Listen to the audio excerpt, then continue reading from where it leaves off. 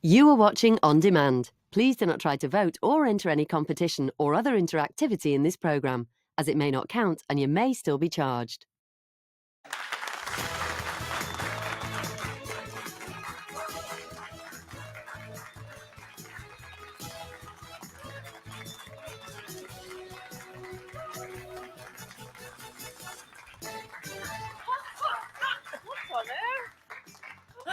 Hello and welcome to your midweek Loose Women. Joining me, Christine Lampard. Today it's Colleen Nolan, Janice Streetporter and Denise Welsh. We have got a busy show for you. Here's what's coming up. Forget counting calories. Would cigarette-style health warnings put you off junk food? We'll be discussing if it's helpful or harmful. Also on the show, he has quite literally got away with murder, but is the game finally up for Coronation Street's Gary Windass? We'll be quizzing actor Mikey North when he joins us in the studio. Very dramatic. And with schools breaking up for the summer, we'll be taking a trip down memory lane and finding out what type of pupils we were in school for those of us that went to class. Anyway. Why haven't you got a dunce hat? I bet you did. Yes, I did. Where's your dunce hat? Dunce hat? I don't know, actually. There's a whole generation of pupils at school. What's a dunce hat? Yeah. We will explain all later. Now, in a bid to tackle obesity, health experts have suggested cigarette-style warnings on our favourite chocolate bars and junk food. So what do we think of that? That's really quite graphic. Would it stop you from eating a bar of chocolate, Colleen? Would it change your eating habits at all? No, I'm sure there are some people that it might make them think about it, or certainly young kids or whatever. But I mean, they've tried it on cigarette packets and it hasn't really worked. Well, not for me. And it is revolting. I think the whole obesity thing, I mean, it's kind of good that they're trying, I guess, to do something because it is out of control. But there's a lot of people who you can't just say to someone, well, if you eat that, that's 400 calories, because a lot of these people have, you know, mental health issues and things about their weight, and there's reasons why they're eating and becoming morbidly obese. And I think it's more important to look into that than just think that they're going to stop because they know that it's fattening. You know, all these documentary things we watch, like My 600-Pound Life and programs like that, these people know that what they're eating and how unhealthy they are, but they can't stop. Yeah. Well, just to pick you up on smoking, since the imagery has been on the packets, the amount of people smoking has gone down. So it has had an effect. And the people who did this survey that proposes putting these warnings on harmful foods say that 7 out of 10 people who were in this study did actually then choose fruit over the unhealthy. Yeah, but if you're food. being studied, you're going to pick the right one, aren't you? Yeah, and I think the problem with the way that we eat at the moment is that processed food is the most, you know, nutritionally threadbare. And if people are eating because of lack of money, lack of time and whatever, people are eating more processed food, and it's the processed food that is really piling on the pounds. And I just think that people now have seen lots of cookery programs on television and they think, oh, I want to cook curries at home, I want to cook foreign food, and they reach for a jar of sauce. And I think putting a warning on it's not going to make a lot of difference. Yeah. I think I agree with you that we should be tackling obesity much more than we are in this country. But I think that particular message said eating calories can cause obesity. Well, if you have got to the age that you can read and you don't know that eating more calories will cause, oh, that one says will cause heart disease. But the thing is, what happens in this country is that if we point out that people are obese or they're fat, we are accused of fat shaming. And I think that we should stop calling it fat shaming.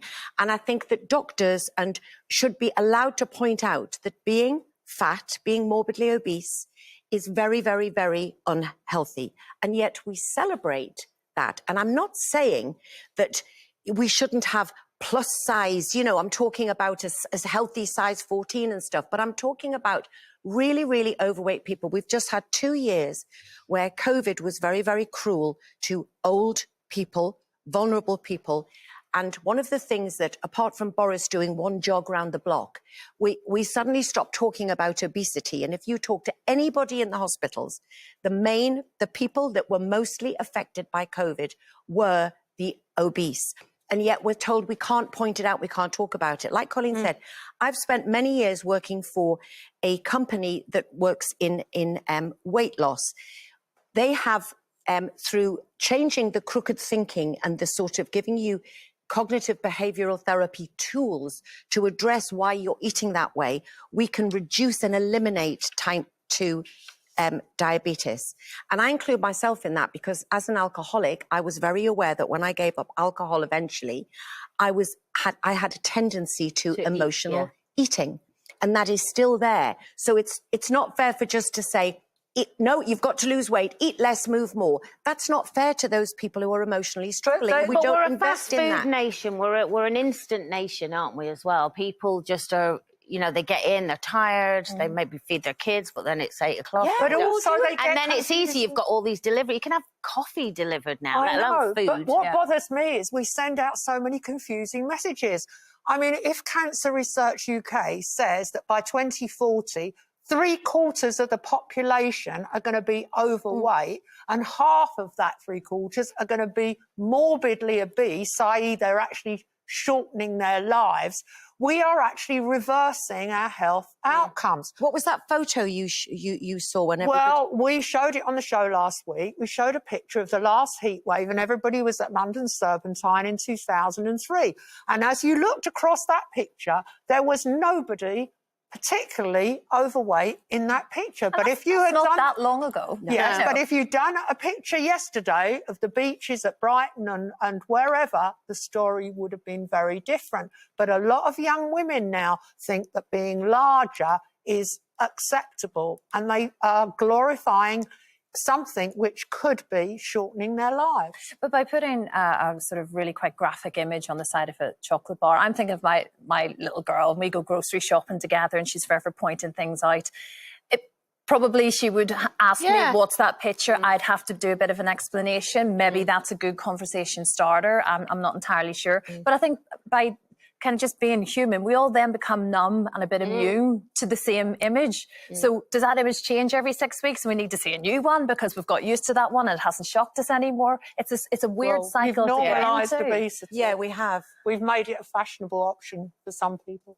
Yeah, very true. Well, talking about health issues and bans and everything else, scientists in England believe a ban on sunbeds could save lives after new research found there could be 1,200 fewer cases of skin cancer if the ban was put in place. And with social media apps like TikTok contributing to the rise in sunbeds amongst youngsters, is now the time to act. It's a strange conversation. I kind of thought sunbeds had slightly gone away. I thought they were really out. It was a conversation we could easily have had maybe 10 years ago on the show, but they're very much coming back again. I think there were health warnings about how long you could stay under a sunbed and how frequent your visits should be. But there's no legislation about banning them or restricting who can use them, which seems to me incredible. I mean, ever since I found that melanoma on my nose, and I had a basal cell carcinoma removed from my nose, I've been so vigilant about checking my moles and what sunscreen I wear, and I never wear less than factor 50 on my face. Is that just to go out on a normal day, not just every in a single heat wave? day? Wow. I wear factor 50. I do actually on my Do you? face. And every in day. Australia, where I've spent a lot of time, all of my friends have had skin cancer and they all wear factor 50 all the time. Given their sun is hotter than here, but looking at what happened yesterday and the day before, I say to anybody who goes on a sunbed, you are dicing with something very, very dangerous. At the very least, you should have your moles checked every single year. Yeah, that's something that I do. I remember years ago, I had friends at school whose parents or their mums would have hired them. Do you remember that? Where you get one you'd lie and on you your bring bed it and you home put it over your bed. and you'd be maybe out for a walk at night time. You'd see that kind of blue glow coming from someone's room, and they were either keeping a load of snakes in some sort of a or they had a sunbed. It was one or the other, but it was the thing to do. I used to be really quite jealous because that was something my mum would never Quite have a been weird into. area you grew up in. Yeah, there's either snakes or sunbeds. It's going to be the title of my autobiography. Yeah. But I used to go under them for mental health reasons as well, because it was like that sort of halogen lighting and sometimes trying to, you know, do this kind of calm you down? mindfulness of trying to recreate happy memories was always associated with heat and beaches. So when I was feeling low mood, I used to go off to the Sunbed Centre, and it did used to help. But I have always been very tardy, if that's the word, with things like skin protection. And just today, having this conversation, Christine, you were saying that you have your moles checked regularly. I do. And that's interesting that because I forget to put sunscreen on unless I'm sunbathing. It's Kira got me to put it on my face, Factor 50 every day. Because a lot of I don't times understand there's what's more SPF in a foundation, but any skin expert will say that is not enough. You need to have a separate. You need I used a sunbed. Yeah. I used a sunbed once. I thought I'm going to use the sunbed, lay under it. It was top and bottom one. And when I got off, I was burnt to a crisp, but in the shape of the bars. Oh, right. Oh, burnt. I mean, I look like I've been sunbathing in prison. I'm not even joking. No, I had that's bar awful. marks all down my back and out my front. I never used them again. It was horrendous. I shouldn't laugh, but I know, but it's quite funny. Yeah. Anyway, stay away from that. Coming up, our old-fashioned phrases like "born in a barn" and "the cat's mother" dying out of fashion. And would you know the meaning of modern-day phrases like "she's a melt" and "a total goat"? We're going to be testing this lot after the break. See you shortly.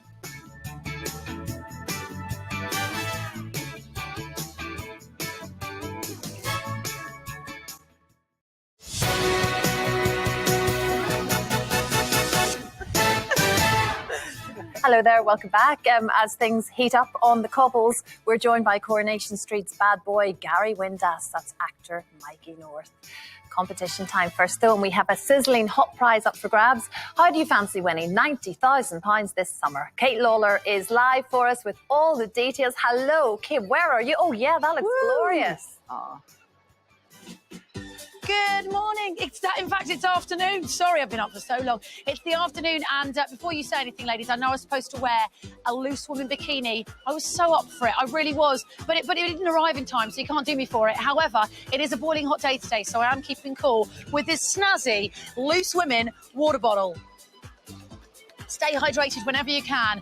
So, Monday, Great Yarmouth. Yesterday, sunny Southwold. Today, I'm in lovely Lowestoft on this beautiful beach, and it's the perfect location to tell you about our Summer of Money competition. £90,000 could be winging its way to your bank account. And the best bit, it's totally tax-free, which means every penny goes straight from YTV's bank account into yours. Imagine the summer holidays you could be having with the family with all that money. Here's how you can enter our competition. For your chance to win, text CASH to 86060. Text costs £2 plus one standard network rate message. Go to the website. Entries cost £2. Call 09068 786060. Calls cost £2 plus your network access charge. Or post your name and phone number to DY29 PO Box 7558 Derby DE10NQ. Entrance must be 18 or over. Lines close on Friday 19th of August at 3 p.m. Good luck. One entry is all it takes, so what are you waiting for? Pick up that phone and get entering. Now, I've taken a paddle in the sea every day. Today is no different, so I'm off to dip my toes. I wish you were here, ladies. Goodbye! So do I. That looks lovely. Thank you very much, Kate. She really is going for it. Long way. We'll check in on her shortly, don't worry. Did you see my mum? I'm so sorry. I'm so sorry. Thank you, Kate. Good luck with that. Now, we have all been feeling the heat over the last few days, but have you been drinking enough water? It's been reported that as we get older, we need to drink more water to compensate for changes in our body, about that much per day. Yeah. It's quite heavy. Yeah, about 2 litres worth. Denise, what do you think? Would you carry one of these with you? No, I certainly wouldn't carry one at all. Do I drink enough water? Not according to no water. Not according to the experts. I don't drink enough water. But if you look back at, say, for example, my mum and dad, and I don't think they ever voluntarily just had a glass of water. Yeah. They had pop. We had pop, and they had tea or alcohol. Yeah. That was basically it. You never ever heard have a glass of water. There's lots of different theories about the tea and the coffee, because Colin drinks a lot of tea. I drink loads of coffee. I drink instant coffee. I love instant coffee with me what's it in it? Coffee made in Instant it. coffee. Instant coffee. Instant coffee. But and so many people, and especially this nutritionist I've been talking to, said actually you are getting enough hydration through that by the amount of, because I do drink a lot of coffee, and I've given up so many things. I'm not giving that one up. But nowadays it's become a thing, like you say, to take those. I can't even think what I'm saying, but anyway, no, according to the experts, I don't. But I'm not suffering from it. I have lots of wheeze a day, and my skin is okay, and I think my eyes are okay. Yeah. Okay, I'll be monitoring your throughput, as they say. My throughput, right. I do think there's a kind of water worship going on that's absolutely obscene. We're worshipping water. I mean, once again, it is the nanny state telling us, holding up that bottle of water is... Go, you hold it for 1 second. Let me see if it's I want to do weights. I go to the gym. Walking around with that is not... It's proved that you can get most of the water you need in a day from your food. You don't need to carry the water around. And I do think that young people are unnecessarily influenced by all these people on social media. They're obsessed with it. Obsessed with their water journey. So my water journey is to drink water out of the tap when I feel a bit dehydrated. And speaking as one of the older people that you have, told me that I've got changes happening in my body, so I need more water. All I can say is that I have walked the length and breadth of Britain. I've walked, I've done 350-mile walks, never carrying a bottle of water more than that, and drinking water when I felt thirsty every 20 minutes. And everybody says I've got great skin and I haven't got anything. How's your throughput? My throughput's quite adequate, thank you. I don't have to throughput to the bathroom more than once a night. I don't agree. I think water's really, really important. Well, are you willing to take this on? I'm a little bit scared because I mean every nutritionist I've spoken to or doctors or whatever always say 2 litres of water. You should be drinking more water. And I don't drink. I drink gallons of tea, but I don't drink enough. But your pure diet water. before was rubbish. Yeah, so my diet before was rubbish. And then in lockdown, I started, because when I then went plant-based, and I started to just walk around with a little bottle of water because I thought I don't drink enough water. And I started to make sure I drank at least it wasn't one of them, it was a thinner bottle, but I just drink it. I just sip it as I was walking around, it became habit. And I cannot tell you the difference I felt. My hair was better, my nails were better. People were saying to me, you look really well, like your eyes are really sparkly and blah, blah, blah. And I can only put it down to the water and the fact that I was eating good food. But also, do you know, we're talking about obesity.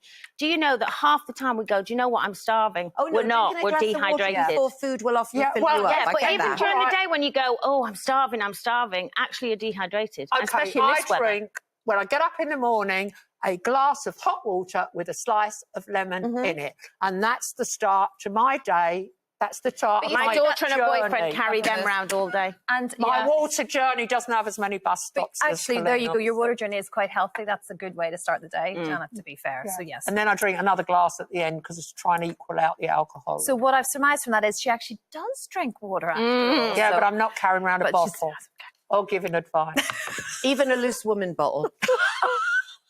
Right, okay. Shall we move on to old sayings? I love a saying. I love this. Water's a con, my mother used to say. Water's a con. Water's a con. While she was drinking a gin. I don't think we ever had a bottle of water in my house in Fulham. Certainly in the first 12 years of my life, the idea of a bottle of water. Yeah, tap water. No. Okay, enough about water, right? We're going to move on to other things like, not enough room to swing a cat or one of those things. We've all said these things, but we haven't said them recently. When was the last time you heard an old-fashioned saying? You can't think of it, can you? No, I can't. I do say some of the things my mother said. I said, stop running with the fox and chasing with the hounds is what I used to say. So getting on whatever side is popular. In fact, I've used that a lot over the last couple of years. I always say running with the lions and the lambs. Oh, really? Yeah, lions and lambs. Yeah. My mother used to say, don't sit there like Piffy on a rock bun. Who is Piffy and why would she be on a rock bun? The place looks like Muldoon's Fair. Then she'd say, oh, you look like Slack Alice, so you look a right clip. And my sister and I both said, actually, They are insults. aren't they? Yes, I think all of that insults. only works in your accent. Because growing up in Fulham, I didn't have any of those. And I didn't have sayings. We had threats, which was, I'm going to knock you. If you don't get that look off your face, I'm going to knock you into the middle of next week. Yeah. That's not quite a saying in the way No. we mean it, though, Well, is it? yeah. That is a threat. Mine used to be if I couldn't find something, I'd go, Mum, have you seen my jumper? And she'd always say, oh, it's up in Nellie's room behind the wallpaper. I'd never. So when I was Nellie's little, I used to think, who's Nellie and why is she in my house? And then my mum would go up and find it instantly and come back down and go, if it had teeth, it'd bite you. Yeah. And sadly, I've started saying them Oh, this is to the my thing, children. you see. The one thing I swore I would never do, I've started saying. Yeah, loads of you getting in touch about this. Actually, there's one for Jill. This is slightly brings you into play here. My mother used to say, blue and green should never be seen. Oh, yes. Except on an Irish colleen. Yeah. See? bruise. Lisa says, I haven't heard this one. Don't cast a clout till May is Oh, out. yeah. Oh, no. Oh, yeah, well, that's I've all never to heard do with that. when but of course, our weather's changed. Well, it has not. So it wouldn't work now. In other words, continue to wear a vest under your clothes until the end of May. Oh, yeah, exactly. And then Tracy's mum would say to her, don't come running to me if you've broken your leg. That's right. That's Oh, I a see good these, but it's very regional, But isn't then it? There's also, loads of ones I've breaking never. a leg means really going for it. Oh, go So, good luck in the yeah. theatre. Yeah, break a leg means really, do your But Yeah. Mum also used to say things like, if I'd say, but Mum, I don't want sausages for tea, she'll go, I'll give you sausages. So what does that even mean? That is a threat. Very I aggressive. don't want the sausages. Or get things mixed up and go, don't count your bridges before they've hatched. Just an amalgamation of everything. I see love things your like mum. Love Island and various Yeah. kind of big shows, I think, can recreate phrases. I mean, they're constantly talking about connections. And I think that'll filter into young people kind of Connections, speech yeah. now. Yeah. Oh, yeah, we've got a connection. Yeah. Ick. Got the ick. Ick, I love that. I use that all the time. Oh, What's no, the give me ick? the ick. Ick's a good one. It means someone that just gives you the ick, gets on your Oh, nerves, icky, like- and yeah. you get away. Yeah. Drives you mad. Goat, by the way. Janet, you are absolutely a goat. What is that? Greatest of all time. You are such a... What does creep stand for? Creep's good enough Christine. for me. Go back in your wardrobe upstairs or whatever that mythical room is in your house. Nellie's room. Nellie's What room. about Clean? You're such a melt. Oh, yeah. Yeah. Is Someone a melt a good thing? No, melt's a bit of a wimpy kind of... Oh, it's a bit wimpy. Bit it's a soft. bit Are this. you watching Love Island? Yes, I'm obsessed. Oh my God, you're 100%. properly into it. 100%. That's what they say. 100%. I'm That's 100% exactly- watching Love Island. There you have it. Coming up after the break, is the game up for Coronation Street's Gary Windass? Is his murdering past about to be revealed? We'll be finding out when actor Mikey North joins us right here in the studio after this. See you shortly.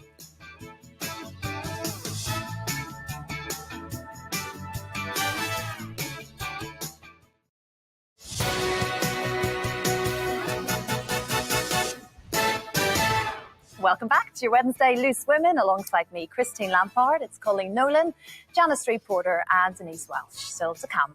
We're taking a trip down memory lane and looking back at our school days. But who was top of the class and who, well, they just didn't even turn up to class half the time. She was in the wardrobe. What? Head girl. I'm looking forward to that. It's in the wardrobe. Yeah, Nellie. Nellie. Oh, with Well, that was Nellie. the Oh, wallpaper. yeah. Oh, wallpaper. Whatever. So confused. It's one of those days. The heat's still here. Well, yeah, they say the truth will always come out in the end. And after quite literally getting away with murder, has Coronation Street's bad boy Gary's past finally caught up with him? This saddens me, Gary, because I hate resorting to violence.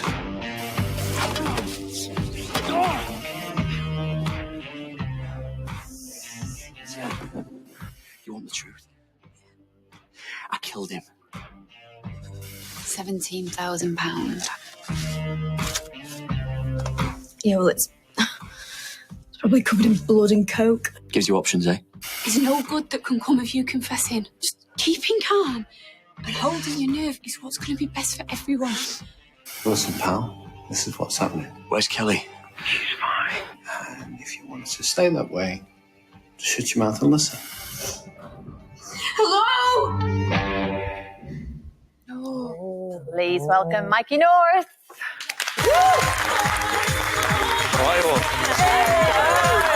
Nice to see you. Welcome. Oh my goodness me. It's heating up again, isn't it? This is it, yeah. I mean, Gary, he's a complicated character and he's done some awful things. However, you do feel somewhere deep down there, he's a good man and he's just got himself wrapped up in pretty bad stuff. That's it, yeah. I always say that, whatever he does with good intentions, but it doesn't always... like end up murder. that way. Like murder, yeah. That's my excuse. He meant well. Your Honour. Yeah. Do you like playing the part of the... Do you like the bad guy part? I do, yeah. Do you know what? As I've got older, I've sort of enjoyed the softer scenes more. I must be mellowing with age, but no, when I first started, it was all about the punch-ups and how many fights I could have. And that scene you saw there where he swung the shovel or you swung the shovel, Yeah. I mean, that was very... Was that you?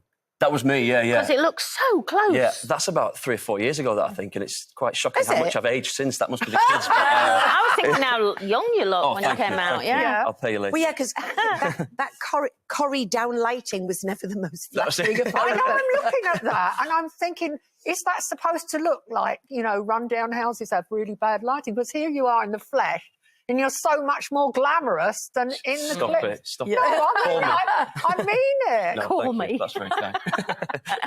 Now, something I'm desperate to ask you was about your fear of learning to drive, because that's something that I totally related to. Oh, you had that as well, yeah? Yeah. How old were you when you passed the test? So I think it's going back maybe five years ago now. I'd always said that I would never learn to drive. I just didn't want to do it. It almost became a mental block about learning. And a TV show came up must be, like I say, 4 or 5 years ago, called All Star Driving School. So I went on there and I learned to drive in 5 days and passed my test and sort of conquered the phobia. And it's literally been one of the best things I've done. It's given me so much freedom with my children and things like that. And you drove straight away. Once you passed your test, you carried on? Absolutely, Oh, really? yeah. I went out and bought a car. I used to be so uninterested in cars, and now I've got a little rally car that I whiz around in. Really? Yeah. I'm interested in why you didn't learn to drive before, because the reason I didn't learn, because you were in your early 30s by the time. Yeah, that's right. By the time you actually did it. My problem was I had a really bossy dad who gave me a lesson in a family car when we were on a camping holiday in a field, a field in Suffolk. And of course, I drove the car straight into the hedge and he started shouting at me. And that was it. That was it. So to learn what you did, which was to learn to drive with the public watching with a cameraman, I can't believe it. I've got to say, when I actually sat the test, I mean, they couldn't be in the car with you, but I've never been so nervous in all my life. I was so relieved when I passed. I was in tears, I think. So, yeah, it's definitely opened up my world, and it just shows that you can get past your phobia if you and it's never too late. give it a go, and it's never too late, Exactly. Because your wife, Rich, was very supportive. Like, she was desperate for you to do Oh, this. God, yeah. I mean, she's been on at me for years to do Did it. she drive? Yeah. So I was Probably wanted help with the driving. Well, exactly. Yeah, no. There's 2 kids all of a sudden. She needs a bit of help. She was very reliant. I was reliant on her to take us everywhere. And she used to drop me at the studios for work and things like that. But now it's, I've got my freedom now. But Rachel is very much as well into trying to get you to appear on Strictly. Now, she was a dancer. She was a brilliant dancer. She knows what she's talking about, which also means you can get help at home. Like that's actually extra classes. Yeah, I'm not sure whether I'm up to that standard quite yet. But, but it's something. Well, look, if you're willing to take on a driving test in national television, maybe. I I'll think take you on can the dance. salsa. What reality show would you like to do? Good question. If you had to pick one? I like my cooking. I'm a big cook, so yeah, maybe MasterChef. For you. That's my fear. We had Greg on yesterday. I've been on MasterChef twice. I saw you on there. I was terrified of failing, but you have to stand up to Greg. Okay. I'm sure you did brilliant. Okay. Is he coming on here, you say? Yeah. He was on yesterday. Oh, there you go. You missed your slot. You're a day slot. late. But what's your signature dish? Oh, good question. Sell yourself, Mikey. Come on. Greg might be watching. Okay, I'd probably do a scallop dish with cauliflower puree, shards my of goodness. cauliflower, You're and, up there. a caper raisin dressing. Beautiful. Oh, wow. There we go. Can you bake as well? I'm not the best baker. That's probably something I'd need to. So your dessert might let you yeah. down. That's it, Yeah. yeah. Stay off the pastry section. Oh, yeah. You just, it's your remark about Greg. You just can't let him talk to you badly. You just got to stand up for Greg, okay? just remember that if it ever comes about. Oh, well, I hope they invite you because it's already sounding really Yeah, no, even it's what he something that said. I would like to maybe explore. Well, you know what they're going to do? They're going to pick on your presentation because that's what they did with me. So when you do your puree, your scallops and your classic Don't just dip, slop it on. You know. don't slop it on and have a little bit of colour, you know. Yeah, Those make sure you get your drizzle of jus. Yeah, get your drizzle going. I love the way he's on to talk about curry and we're talking about little coaching him. Would you like us to talk about Gary again? Yeah, Is that easier, Michael? Look, you're talking about the stunts and everything. It's actually a big part of what you enjoy doing on set, isn't it? Yeah, I love And, it. and Yeah, there's been a few stunts actually for your character over the years. Absolutely. I think I'm probably just a frustrated stuntman more than anything, more than an actor. But no, I love getting stuck in and doing the fight scenes and getting hit by cars and things like that. And the one that's actually on tonight, I think it is probably one of the best. I hope they've sort of kept it. And it's not ended up on the cutting room floor, but yeah. Well, we've got a little bit shot of a clip for you actually. This is from there tonight's you go. episode. It's like I knew.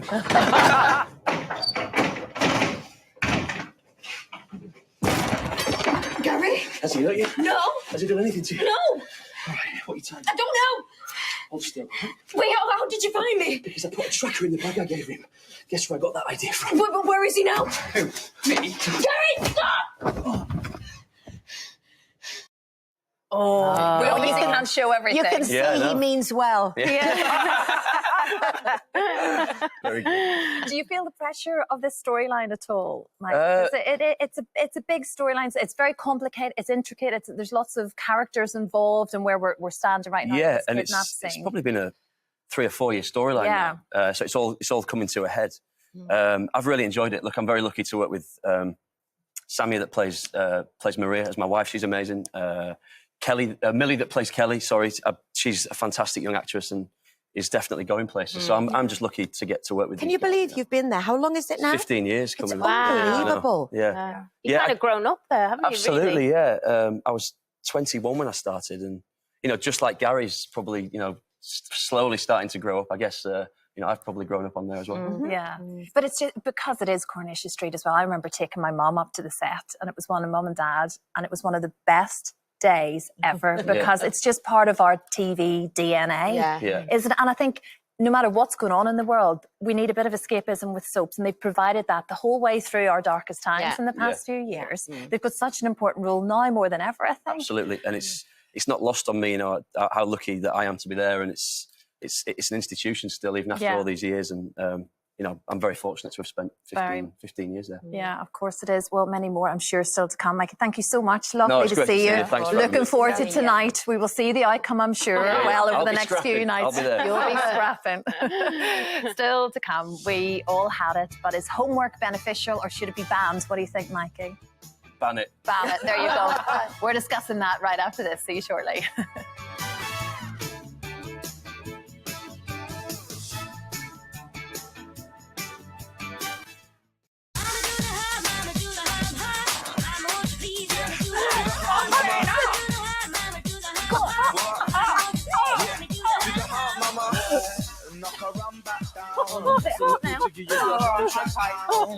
Is it sitting down time yet? All right. Oh, that's better. Oh, That's cheered up the nation. I wasn't expecting I that. can't believe you didn't join in with me. There wasn't a lot of really I am a spectator in all dancing sports.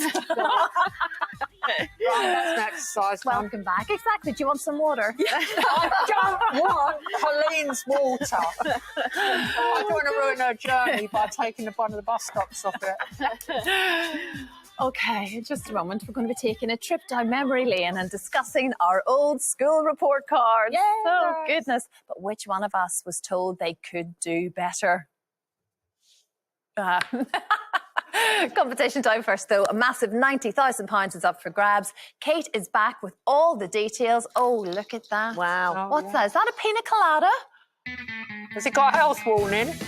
It's a pina colada. It's my 7th one, but it's minus the rum because I am a true professional, ladies. I'm just drying off after my seaside swim. I've got a very soggy bottom, so I'm drying off in my local, this local's lovely bar in Lowestoft. And it's the perfect day to tell you about our scorching hot summer prize that could be yours.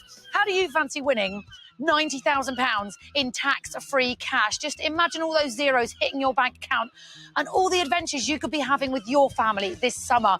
There's a guaranteed winner for each of our competition prizes, and I would genuinely love you to be the next winner. So what are you waiting for? Pick up the phone. Here's how you can enter our competition.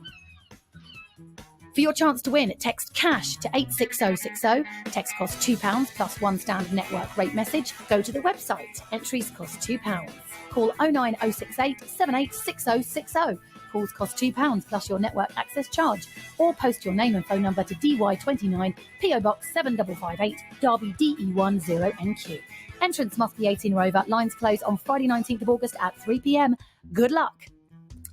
Thank you very much, Kate. Good luck with that. Now, with summer in full swing, schools are breaking up for the holidays and some children will be given homework to do. But what do we think of homework? Is it beneficial? Should it be banned completely, Janet? Is it more of a pain for the parents than it is for the pupils sometimes? Well, my parents didn't help me with my homework. They both left school at 14. And as I went through secondary school, I was doing Latin, history of architecture, applied maths. I mean, they wouldn't have been able to help. But what happened to me was that we moved from living just down the road from my school. I literally lived a 10-minute walk away. When I was 14, my dad decided without any family consultation, we were moving to outer London. And I could not leave my school, leave my friends, leave, the teachers that I was working with. So I had to do my homework, and I did get 2 hours of homework a night.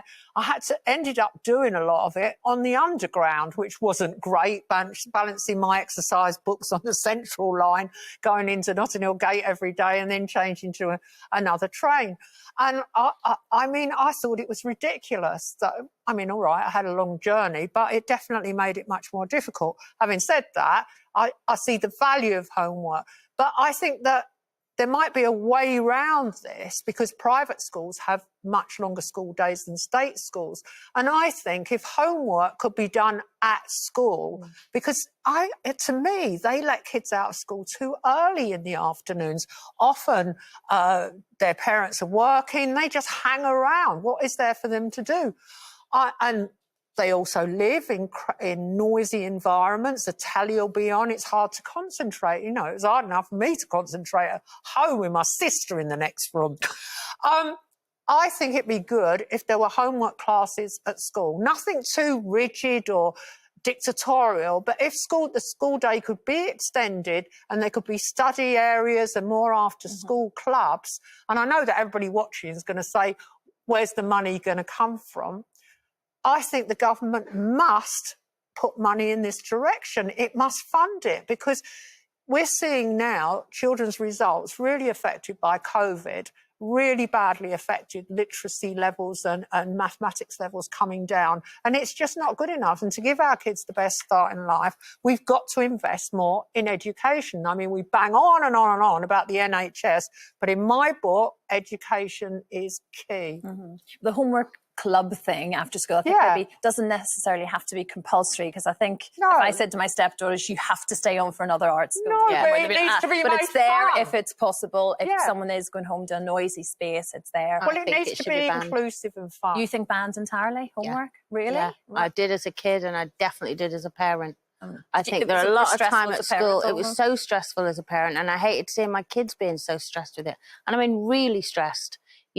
Especially Jake, my middle one, because he was a real perfectionist and he got 2 hours homework every night and we had, just watching. I took him out of school in the end because I thought this is absolutely ridiculous to see a kid being under this much stress. I think they're at school long enough. So I am absolutely for banning it. I think and I know a lot of parents that end up, so they don't have, they either pay for tutors or they do the homework. So they'll write it down for the kids, so the kid just because I couldn't do the kids. I couldn't do the kids. Yeah, I mean they had no time with me. I was absolutely a useless help because, especially with maths, because of my maths phobia, which I know that Colleen shares as well. I would the homework, I remember Matty much more than Louis because I was working very long hours in Coronation Street, actually, the time I remember. So I was getting home quite late. And he was at a private school, which I eventually took him out of. But the stress of this 3-hour homework that he used to have, it was too much. Yeah. It was cutting into our family time and cutting into our relationship as well. Yeah, So, of course. I think the homework's after school is a very good idea. Yeah, and we're going to stay on the subject of school because you mightn't be good at maths, but you were very good as a monitor of something else. Yes, she's got her badge. I was head of milk. Of course, our children are at home getting school report cards. Got us thinking about how we were all like at school. You were the milk monitor. I was. Very important role. How long did Absolutely. it last for? About 2 days. Oh, Yeah. It's a lot of milk. Yeah, It's a lot I of spilled milk a in lot 2 of. days. Yeah, no use crying over it, but I did. And what were you at school, Christine? Oh, of course you were. I mean, that surprised. gives me the ick. Yeah, I've got I'm just a melt, aren't Oh, I? you're an absolute I melt. am an absolute melt. Oh, You're the monitor. head girl Imagine her goat. monitoring you. monitor because I was so badly behaved at school. What, you Really. were just a generic monitor? Yes, it was just I was a thinking. monitor. I was the person that put the pencils out, or low grade operative. Basically. Yeah, look at You those eyes, bear. the eyes of evil. Yeah, smiley face. Check the eyes out. I'm not missing a trick. Really, that picture sums everything up, doesn't it? We should have guessed the future then. But I tell you what, the school report, it's about now that kids all over the country are going to get that end of year report. And I'm not frightened of many things in life, but when they handed me that brown envelope, and I used to walk back home, and the last few 100 yards, I'd be thinking, oh, where can I put it in the house? They don't see it till Did tomorrow. you never look at it beforehand? Could you never sneak open the I knew envelope, what or was would be it? in it because I've kept all my school reports. I mean, I've done a program. I did Teenage Diaries on the radio, and people have seen my school reports. On the left side, academically, pretty good, pretty brainy. Right-hand side, comments. No, it's the comments you wanted to try to avoid, wasn't lacking it? discipline, Should have read my comments. over-boisterous, talks all the time. Oh no, I What were you? got Colin. Colin is it would say something. You know the way they do. Colin is likable, friendly. Everyone likes her. In capitals when she's at school. Look at that. My dad cut my hair. Yeah, my dad cut it. There was 8 of us. They couldn't afford a hairdresser. Okay, so At least you didn't have the pudding basin one. well, my I did mum made at me one have. point. Literally, the basin round and cut round. But you were off living life I was at that age gigging. already. You know, I'd say to my maths teacher, "I'm sorry, I was gigging." They didn't What do like you want that me to though, do? did No, they? they What didn't about like your it. report? Oh, mine were just as you is. I loved school. I loved, I loved going. I loved the getting off with the boys bit and all of that thing. But I was just very, very lazy. Nothing really turned me on until I found drama.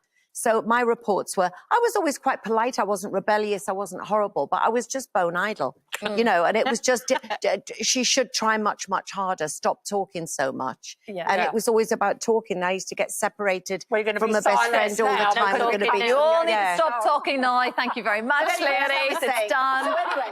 All we've got time for today.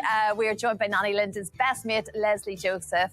And look, all those Corey stars as well. It's all happening tomorrow. See you soon. Bye-bye.